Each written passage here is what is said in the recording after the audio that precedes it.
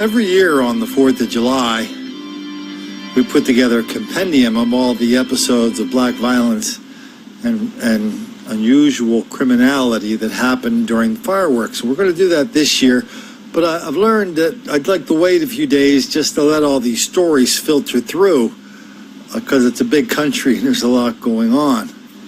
So we're going to do that, but when I saw this story, I knew I had to do it right away.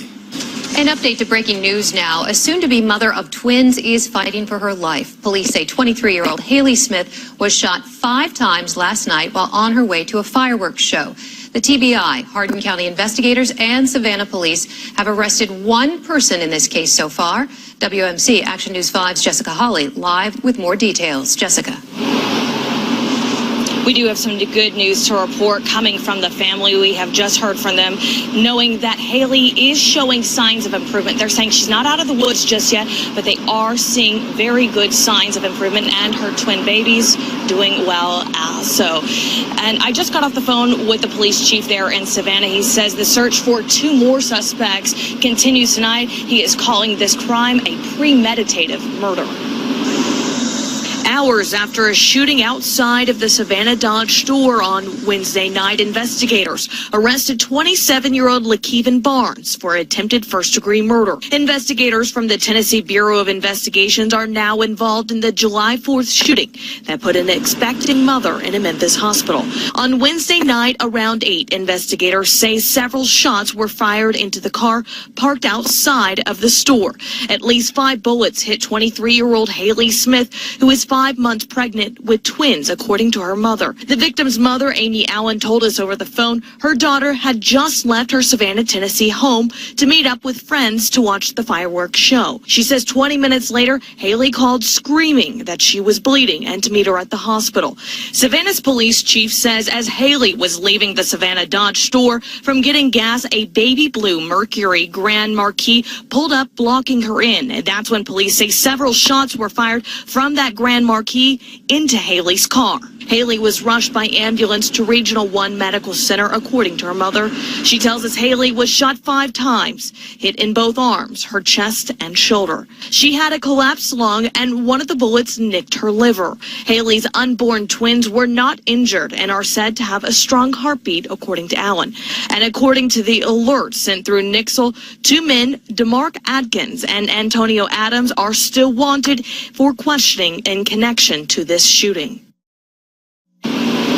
We know in the past hour, Haley's family was finally able to see her after going through all the hours of waiting just to make sure she and those babies are all right. Now, as for Barnes, the TBI is telling us that he is being held in Hardin County right now without bond, and the search for the 2 others connected in this crime continues tonight. You know, people use these expressions as a ways to minimize what happens in a episode of black violence and black attempted murder on a pregnant white girl. Just this morning on our Minds.com page, somebody was telling me about, I'm having an argument with my friend Colin about mass shooting. He says we shouldn't include gang shooting in that numbers because that doesn't count. And so, I mean, everybody, all these reporters and public officials have all these little tricks they like to use to drive down the numbers, to drive down the impression that there's a hell of a lot of bad stuff going on out there and not enough people paying attention to it. That's what I thought when I saw this headline. They said it was in a drive-by. All of a sudden that conjures up images of people on a drug deal shooting at anonymous people on a corner, et cetera, et cetera, et cetera.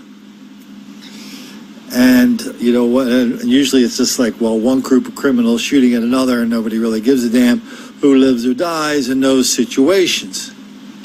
One of the viewers of this channel, I'm not going to tell you his or her name, he had his gun stolen. And so the person who stole the gun, they turned around, a white kid, turned around and sold it to a black kid for some drugs.